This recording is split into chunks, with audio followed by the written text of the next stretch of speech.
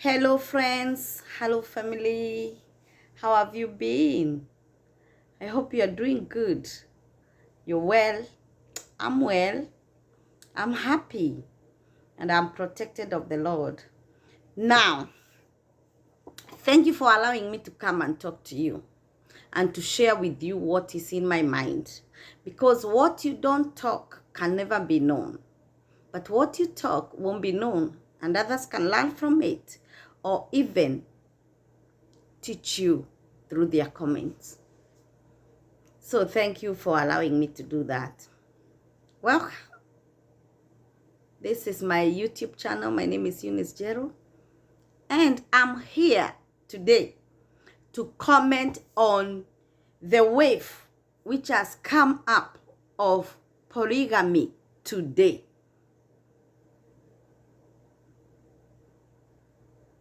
And this is mostly in Africa, because the Western countries, what we see most is divorce, because the polygamy is illegal. So what we see is divorce and cohabitations and all this. But in Africa today, the generation which is there has evolved polygamy not the way our forefathers used to have it. It has taken a different direction, which I need to comment on. I want to bring my mind about it.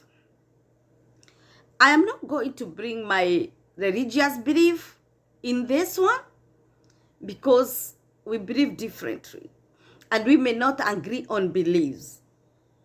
And I cannot impose my belief on anybody. You have to believe your own way.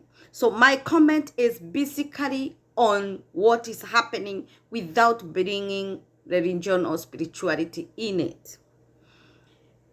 What I have found is that we have a generation of our grandparents, those who are of my age. They have grandparents who might have been polygamous, those born in Africa. We might be having parents too who have been polygamous. And in that way, we know what polygamy is. And we have seen the good and the bad of polygamy. And we have seen how our fathers and our grandparents ordered or ruled or managed their many wives. Now we have a generation which has not witnessed that, because these are our children now. They have come up. As our generation, we didn't like polygamy. We didn't want it because we saw it in our homes with our grandparents or even with some of our parents, and we know what it brings in, the negative part of it. And therefore we grew hating it. We got educated even by our parents that is not a good thing. So most of us of my age, and maybe between 40 years and 60, many of us are not into polygamous marriages. We don't like it. It's not our thing. And when you look back, most of our parents, some of them were polygamous or grandparents. So from that angle, we look at it negatively. Now there is the generation of our children. These are 20 to 40 years, 30 years mostly. And then these children have become like they have gotten jobs, gotten money, and they have a lot of things to do with their money. Reason being, when we were growing up, our parents got so many kids because of this polygamous thing, and even they didn't know about family planning, such that those who finished school and got jobs ahead became parents of their siblings. But now, after we have grown up, as we got our children and brought them up, such that we were able to bring them up well, at the same time parent our sibling. And when our children now are getting into the labor market and getting money, they have no extended responsibilities. So they are accumulating their money to themselves. They don't know trouble. They don't know trouble. They don't know lack. Much as it might not have been excessive plenty, they do not know lack. They do not know how to manage what they have, the little or the more. What they know is that they've gotten money and it's time to enjoy the money. And then the root of polygamy has come back. But the thing is, this polygamy now, which has come up, is coming up such that one wife, two wives, three wives in one house. Who does that? They don't know. They're just living. They don't know that that is not. Whose home is it? How can you, all of you, own a home, 3 people or 2 people, one home? Doesn't make sense to me. Let me tell you. Our grandfathers and our fathers who were polygamous had their own houses and their wives their own house. Every wife had a home with her children. Every woman could cook for their children and share with the others. And then the old man who has married all of you had his own house. Now, when you get married and your husband marries another wife and brings to the home and you accept, and I'm not telling you not to accept, I'm just asking myself, and you're living in the same home, whose home is it? Is it your home or is it your co-wife's home? Whose is it? Or is it your husband's home with no woman such that he can control all of you the way he wants? Have you become object women?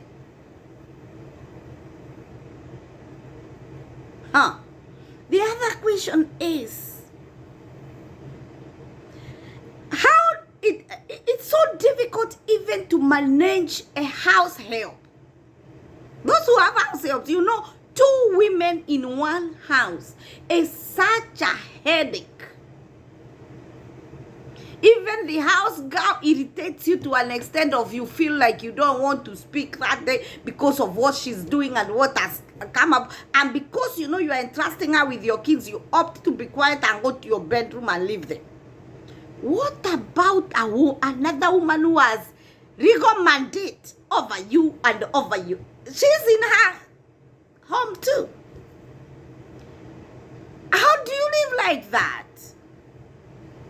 What happens when you feel irritated, when you feel you want to be alone? How do you manage in your own home? When you need to organize your home the way you want to use furniture the way you want to organize your cabinets the way you want.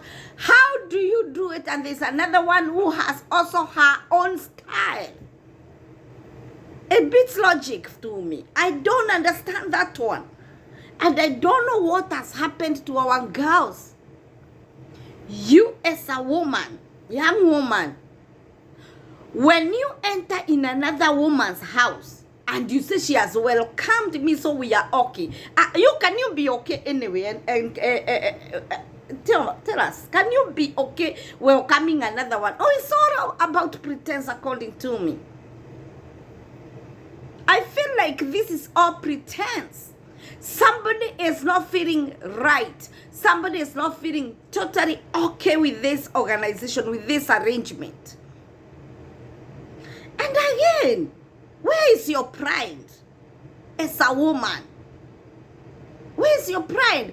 Our mothers and our grandmothers got married to a second wife because that was culture.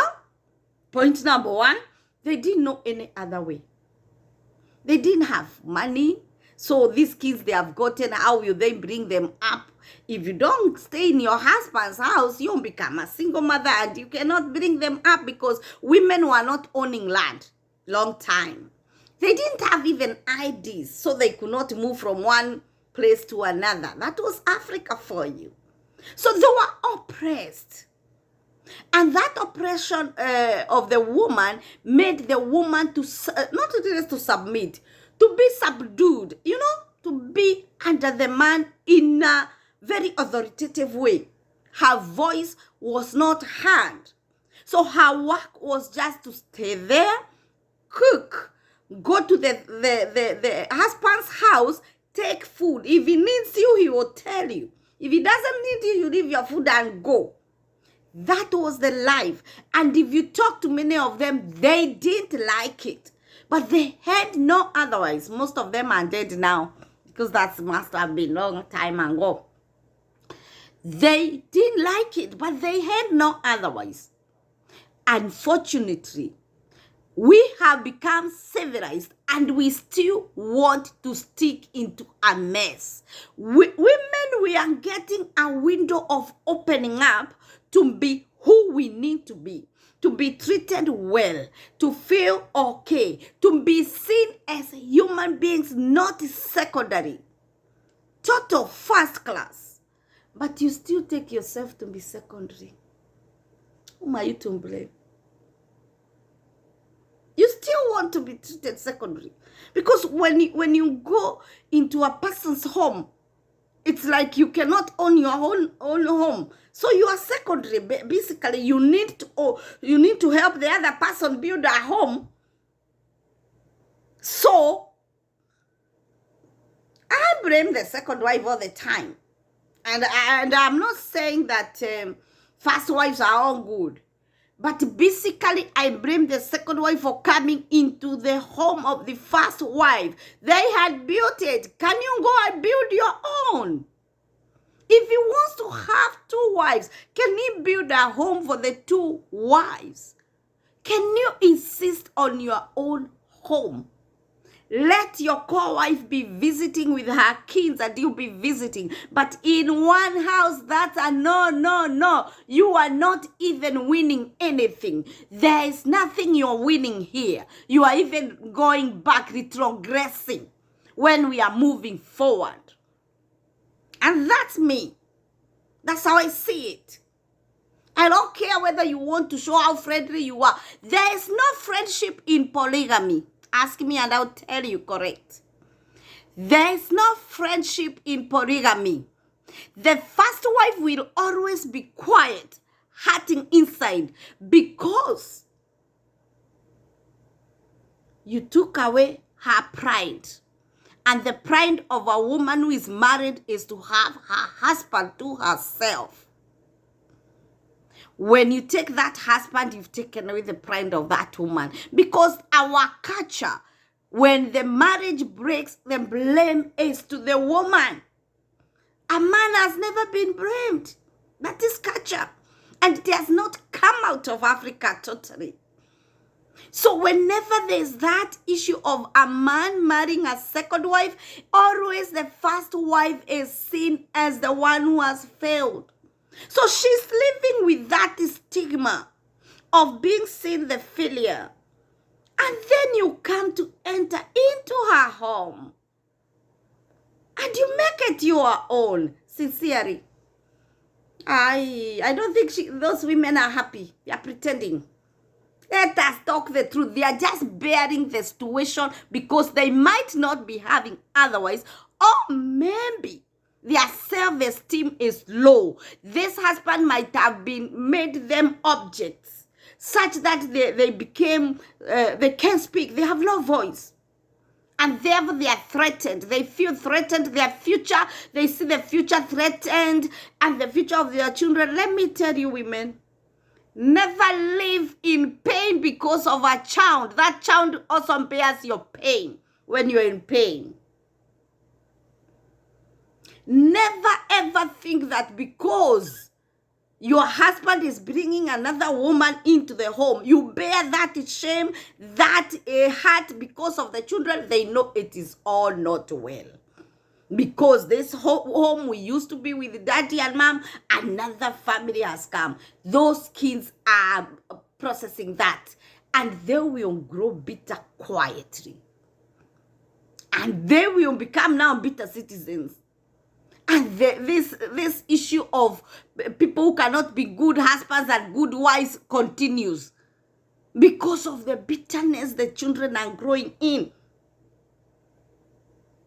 And then we pretend we are doing it for them. No, we are killing them. We are making them feel bad, and I don't know how to put it.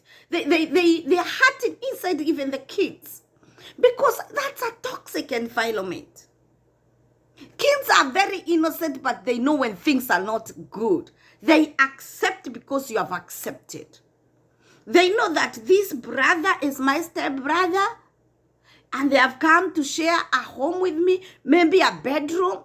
Maybe your son was sleeping in his own bedroom, and then you have to add another bed because people have come. That child will never forget that. You can't forget. I myself remember all what happened in my childhood, good or bad. Even when people came to our home and I had to carry their kid, forced by my mother to help them carry because they have to go to the farm to help her in the farm. I remember all that, and I was a little kid. I remember. So when you do something to a child, don't think they'll forget. They'll grow with that kind of, was it good or was it bad? That's why when we played and when kids play, they still remember the games they played because that is their language. That's their language. Play is their language. They like that. They love that. But when you come to make them behave like adults, it hurts them. When you come to bring another mother to them in the same house where their mother was, it hurts them because they can see when the smile their mother used to have has gone. It has been left a fake smile. They can see that, but they can't ask. When you used to go to take them swimming and everywhere, when you are alone with your wife, and now you have included another people, they feel suffocated, but they can't talk. So this is all fake. There's no love there. It's all fake. And the woman, the first wife, is faking it to survive. She has lost her voice. She has lost her self-esteem. She has lost her love. This is not about money. You don't have to have money to live. This is not about wealth. This is about you. Who are you? Does it mean because somebody has money, that person should step on your hand? You can live without money. We don't live because of money. We live because of God's grace. Even those with money cry. That's why you're in that home crying in the night, or even heartaches and getting high blood pressure because you're thinking of where did I go wrong? Just because there is money or there's a house. You can live. And I'm not telling you to leave. You can decide you're not going to share your home with somebody. You can say, okay, I give you the husband. Go with him. Let him go build another home with you. Let me remain here. That's okay. Because that's your choice. But in the same home, women, wake up. In your own house, and then you bring to us video how you have rented. It's a lie. Don't give me that. I'll not buy that. That's a lie. There can never be true friendship in polygamy. Never ever. Unless of our forefathers, because that was tradition. Not today.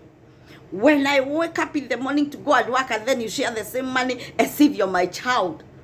Are you part of me that I can work for you? Even if you're working and you're coming with how many thousands, still it's not right. Go use your thousands with your own husband. And I'm not talking of people who have already legally divorced. I'm talking of polygamy. Because when you're legally divorced, you marry, that's a new marriage. That's not polygamy at all. If your wife dies and you remarry, that's not polygamy. I'm talking of a person who is having two wives at the same time. in the same house. That's not even blended family, by the way.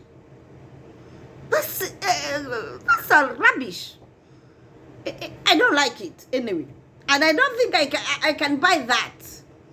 It's nothing to make us happy. Nothing to be proud of.